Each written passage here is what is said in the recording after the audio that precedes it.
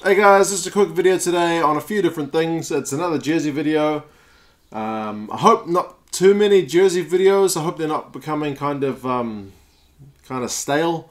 I have been pretty blessed to be sent a few jerseys. These ones have all come kind of internally, I guess, if you want to call it that. A little bit, I'm going to talk about the Champions Cup, which is coming up in kind of just over a week's time, and a little news story I read today about Australia and New Zealand with regards to their rugby markets for players. I'll link that story in the description, but I'll talk about that in a minute. So it is my birthday this week, so I have gotten some new jerseys. When I say new, I mean new for me.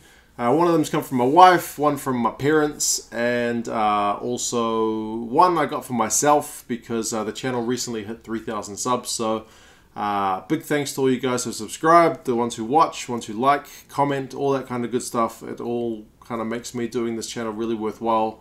And yeah, I admit I do like the moments when I get to wear a jersey. For you guys who've been with the channel for a while, I noticed a few comments recently, people saying, why is that guy wearing a Springboks jersey? I think he's a Kiwi. Why is he wearing a Wallabies jersey? I tend to wear as many jerseys as I can. I like the idea that when a team puts in a good performance, I get to wear their jersey, show them a bit of respect, and yeah, it seems to fit with the video. When a team has done a good job, put their jersey on, talk about that good job that they've done. So I do have a few new jerseys.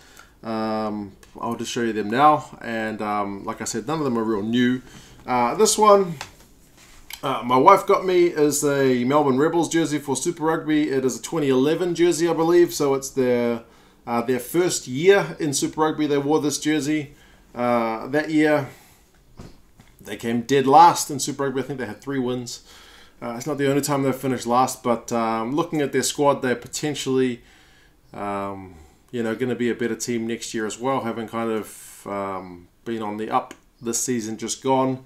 Not just Super Rugby, although there is another Super Rugby one here. I do have a, this is an Ospreys jersey. It is old. I think this is from the Celtic League, so before there was even Pro 12. Ospreys were in the Celtic League, so I think this dates back to 2005, 2006 from memory. I believe they finished 7th that year, so not a great year for the Ospreys. They seem to be doing better this year in the Pro 14 from what I've seen. But that's a nice jersey to have. A nice little bit of history as well, even though they didn't do that well that year. And the last one I bought myself, that one was from my parents, by the way.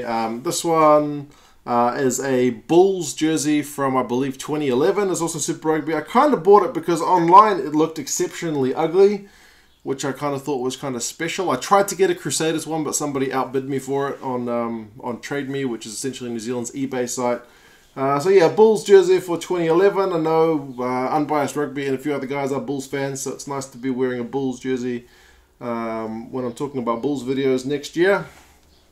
I believe that year, the year after they won it in 2010 to 2011, I think they finished outside the playoffs. So 3 jerseys from years that none of these teams did particularly well. I guess there's a reason they are being sold. So yeah, 3 new jerseys. Pretty chuffed to be able to wear those jerseys. Yeah, like I said, none of them new. I think they're all just over 30 bucks each. So 3 of them together probably less than the price of 1 new jersey. What can I say? I was, yeah, pretty lucky to get them. And second-hand or not, nobody knows it's second-hand unless you have a YouTube channel and tell everyone you bought it second-hand. Otherwise, everyone's just going to assume you bought it new. Why would they think any otherwise? But yeah, those are the new jerseys. Pretty chuffed to have those. So thanks to my wife and to my parents for setting me up with those. I know they weren't hugely costly, but I don't want them breaking the bank on me for this as well, because they're already doing lots for me in just real life stuff. Next, Champions Cup, like I said, is not too far away. I'm 90% sure I'm going to be covering that on the channel.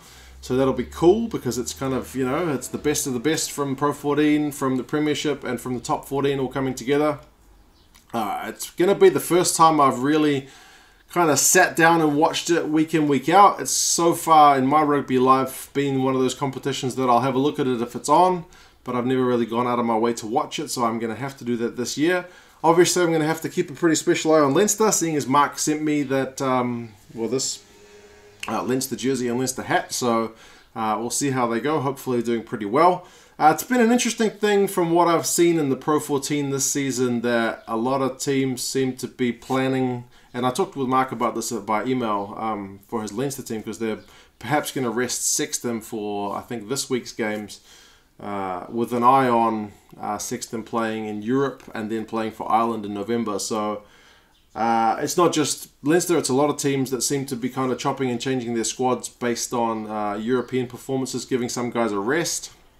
I'm wondering if this is a thing the South African teams might be able to capitalise on, the Cheetahs and the Kings, because it's still a funny thing that they don't qualify for the Champions Cup at the moment. I'm wondering if that's going to change, is one thing, but also whether they can kind of capitalise being able to play their best team without any eyes on Europe at all.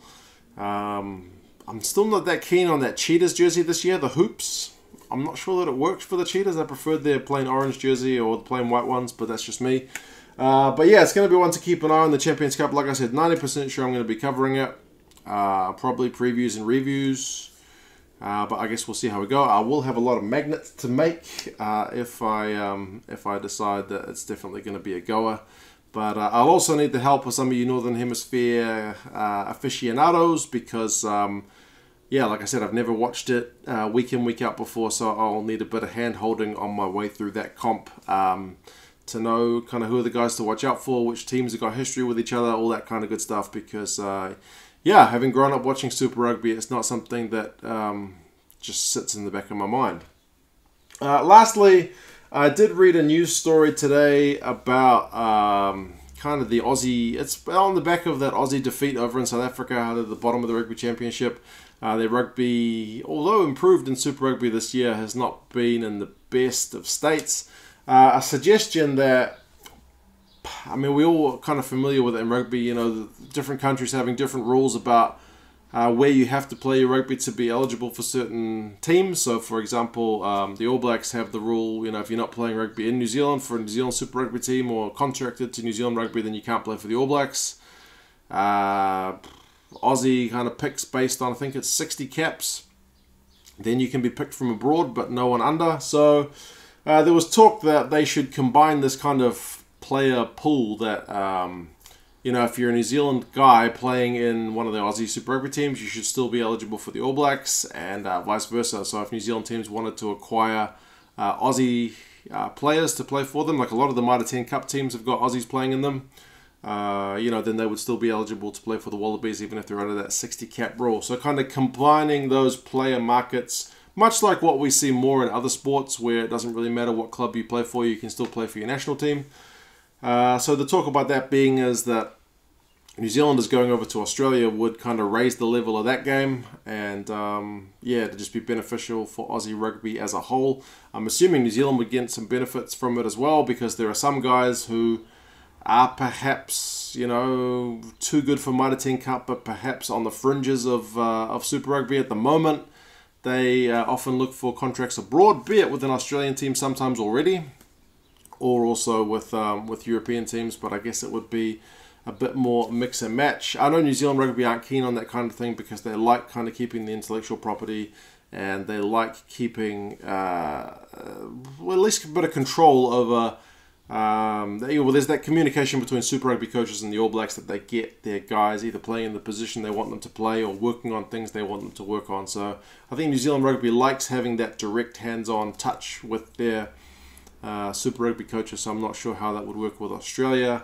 Obviously that would be a big hurdle to overcome. But what do you guys reckon? Would it be a good idea for Aussie and New Zealand Rugby to kind of make players eligible to play for their respective national teams, no matter which side of the Tasman they were playing the Super Rugby on? You guys let me know your thoughts on that. And yeah, let me know your thoughts on the Champions Cup, which is not too far away, and the new jerseys. Which jerseys do you guys think I should be targeting next? And yeah, if it is becoming kind of a bit obnoxious, all the jerseys thing, then I can always kind of pull back on that. I like sharing the jerseys. You guys know I'm a big rugby fan, just as rugby as a whole. So yeah, I hope you guys can appreciate that. But as I said, if it gets a bit obnoxious, then I'll just kind of wear the jerseys when they're appropriate, and I won't do these kind of jersey unveilings. But yeah, you guys let me know your thoughts, and yeah, talk to you again soon. See you later.